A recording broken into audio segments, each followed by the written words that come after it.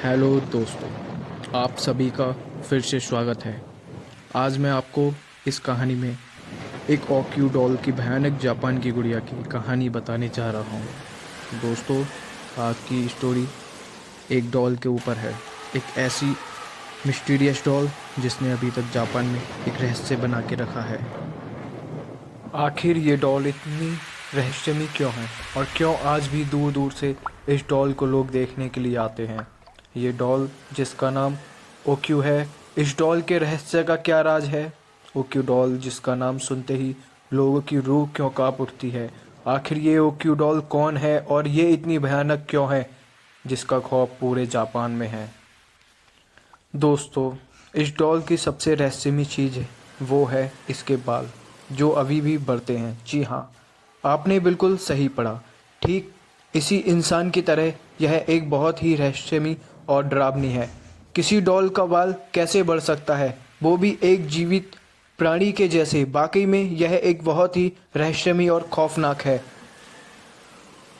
दोस्तों, मैं आपको बता दूं कि बाल बढ़ना, नाखून बढ़ना किसी लिविंग थिंग की चीज़ है, यानी वह चीज़ जो जिंदा है, केवल उन्हीं के बाल बढ़ते हैं और नाखून बढ़ते हैं। लेकिन एक डॉल जो कि एक नॉन लिविंग थिंग यानी जो जिंदा नहीं है, उसके कैसे बाल बढ़ सकते हैं। इस ही रहस्य के पीछे की एक कहानी मैं आपको बताने जा रहा हूँ कि आखिर कौन है ये ओक्यू डॉल। तो चलिए दोस्तों, ओक्यू डॉल एक भयानक जापान की गुड़िया की कहानी शुरू करते हैं।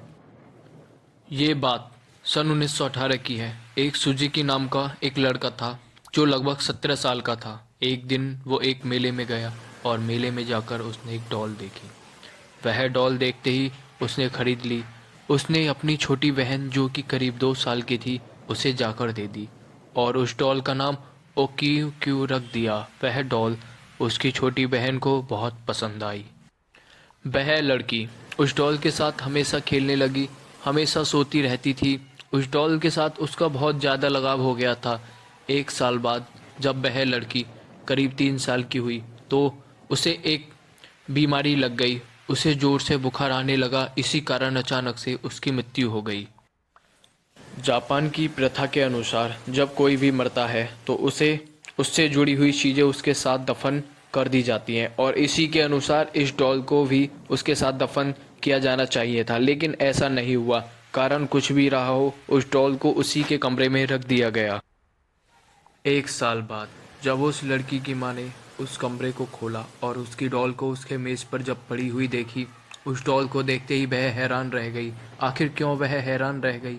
क्यों जब वह डॉल खरीद के आई थी उसके बाल उसकी केवल कंधों तक थे और वह बढ़ते हुए उसके कमर तक आ चुके थे। यह देखकर वह बहुत ज़्यादा हैरान हुई। उसने अपने पति को भी बुलाया और अपनी बेटी को भी बुलाया। वहीं पूरी बात बताई। उसके परिवार ने यह मान लिया था कि इस डॉल के अंदर उसकी बेटी की आत्मा आ चुकी है और इसी में बसेरा करती है।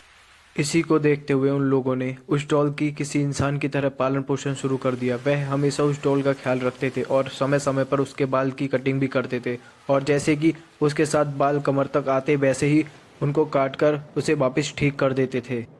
कुछ सालों बाद उन्हें अपना घर चेंज कर दिया, लेकिन वह इस बार इस डॉल को अपने साथ लेकर नहीं गए, बल्कि उन्होंने एक मंदिर में सौंप दिया। उन्होंने इस डॉल को दिखाते हुए मंदिर के पुजारी को पूरी बातें बताई। पुजारी ने भी जब यह देखा कि इस डॉल के सच में बाल बढ़ रहे हैं तो उन्होंने इस डॉल को रख दिया। आज भी यह डॉल इवामिजावा नामक एक मंदिर में पाई जाती है, जहां इसे देखने के लिए दूर दूर तक लोग आते हैं और आज भी पुजारी इसके बाल काट के इसे वापस वैसे ही कर देते हैं। तो दोस्तों, है ना एक सस्पेंस और हॉरर स्टोरी, क्योंकि आज भी इसके बाल अभी तक बढ़ रहे हैं। आज भी उस बच्ची की आत्मा इस डॉल पर है। तो दोस्तों, ओक्यू डॉल की कहानी कैसी लगी हमें कमेंट करके ज़रूर बताएं और ऐसी ही डरावनी कहानी पढ़ने के लिए हमारे साथ जुड़े रहें और चैनल को सब्सक्राइब करें। धन्यवाद।